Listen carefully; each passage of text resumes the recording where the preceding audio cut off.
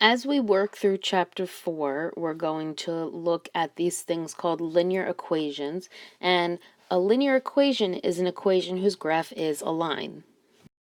So as we go through this chapter, all of our pictures should be lines.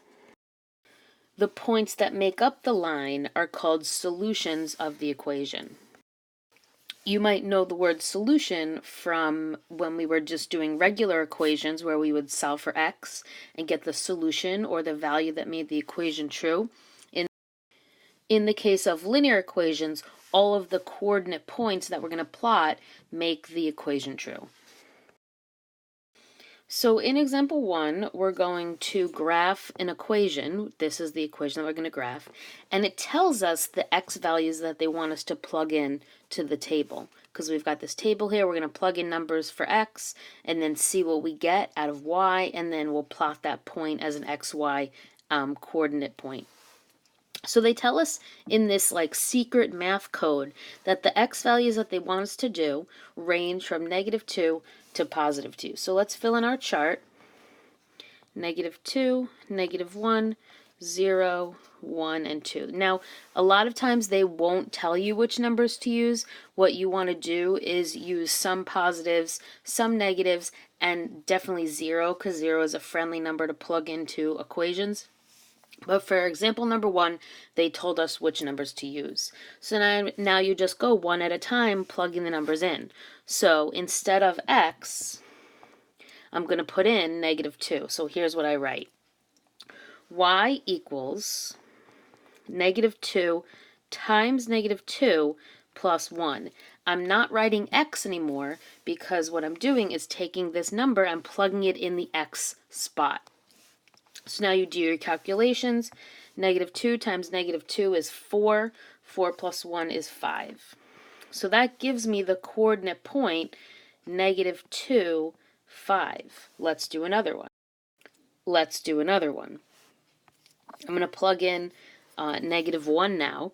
So I'll get y equals -2 times -1 plus 1. Notice that the only thing that changed was I took this x value and I put it right up here in the x spot, and then I'm just going to calculate. -2 times -1 is 2. 2 plus 1 is 3. So that means that I will plot the point -1, 3 when I go to my graph. I'd like you to pause the video, plug in the next 3 numbers, and when you have those points, press play and we'll graph them together.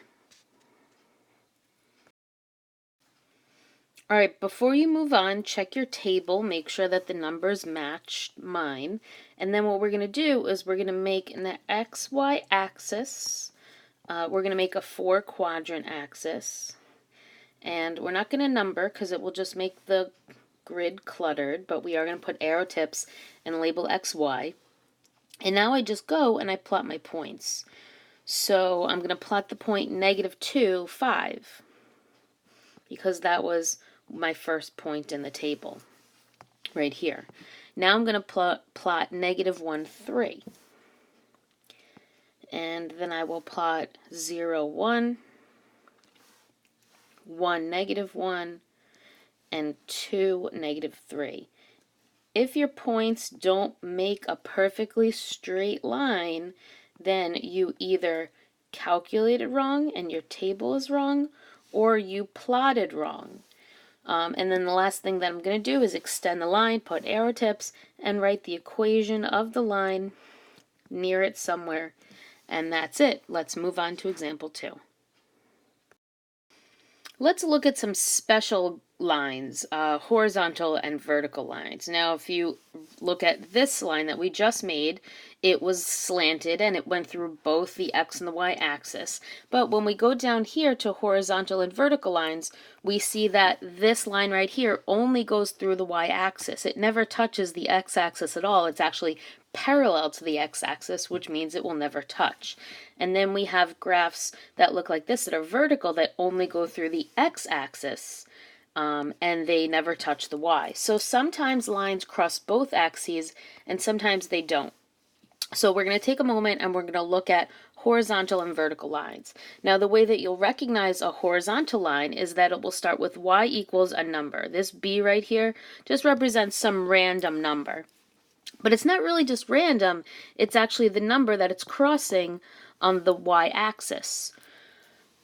And then over in the vertical line section, they're going to look like x equals a number, because it will only cross the x-axis at this special number.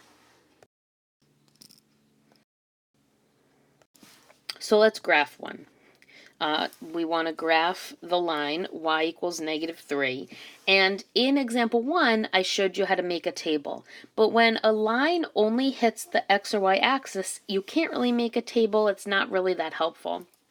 What we want to do is we want to understand what this means. So this graph right here says y equals -3. So what that's telling me is that it only goes through the points that have a y value of -3. So let's think of a point that has a y value of -3. So one point would be 0, -3. Another point might be 2, -3. Another point might be -1, -3. Notice that these all have a y value of -3, which is what the equation up here said. I want you to come up with one more point that has a y value of -3. And now let's plot our points. So I'm making my 4-quadrant grid, labeling x and y axes with arrow tips.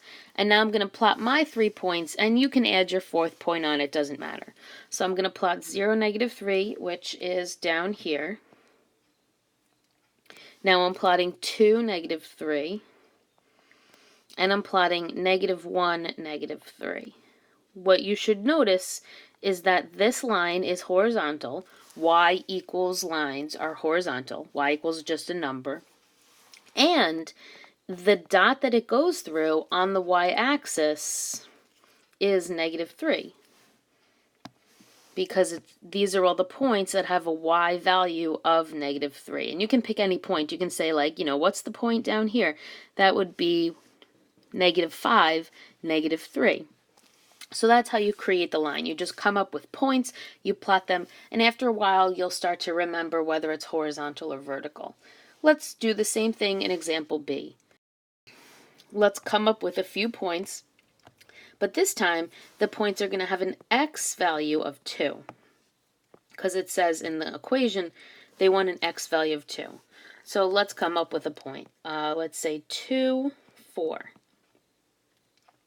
Another one would be 2, 0. Another one would be 2, -2. I want you to come up with one more point that has an x value of 2. All right, when you're ready, let's graph. We're going to make our 4-quadrant grid like we did in the last one. Arrow tips and label x, y. So now I'm going to plot 2, 4. I'm going to plot 2, 0.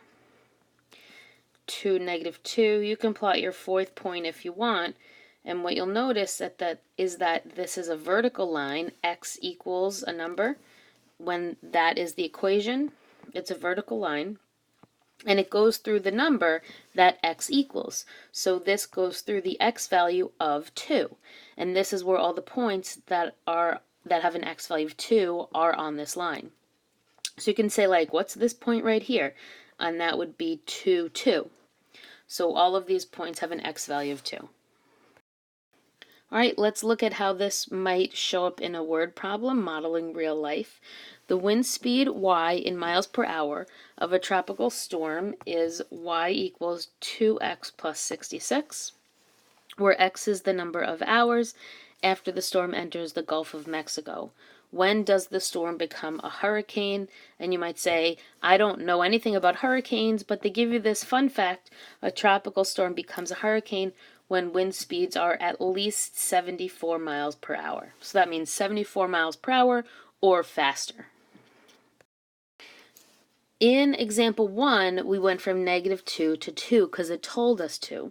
But a lot of times in word problems, we don't incorporate the negatives, because if you think about what x stands for in this story, X stands for the number of hours. You can't have negative hours, so we're not going to plug in negative numbers because that wouldn't make sense in real life. So the first smallest number of hours I can have is 0.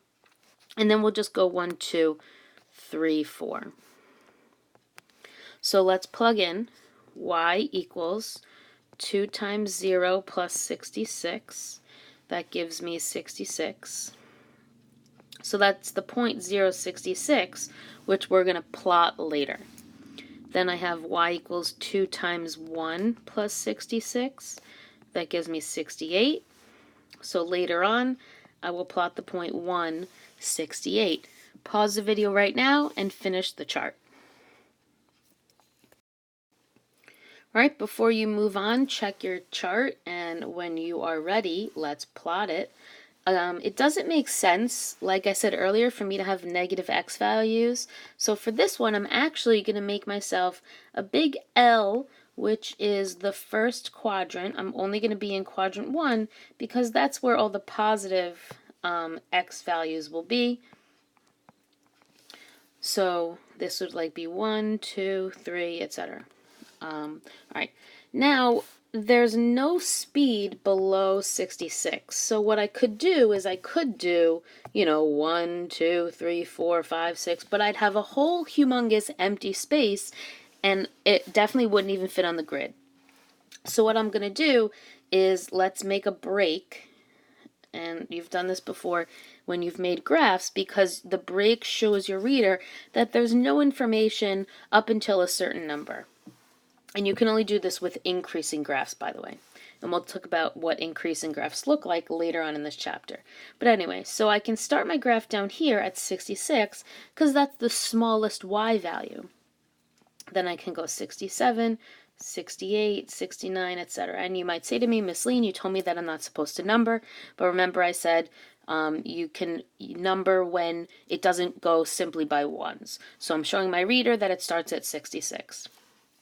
All right, now let's plot. So we plot 0, 66. Then we're plotting 1, 68,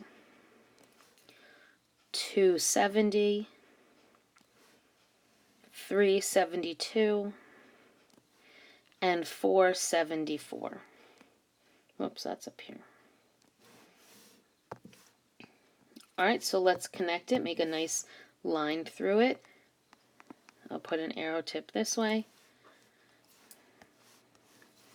And I have y equals 2x plus 66. Now let's go back to the question, make sure we answered it. The question says, when does the storm become a hurricane?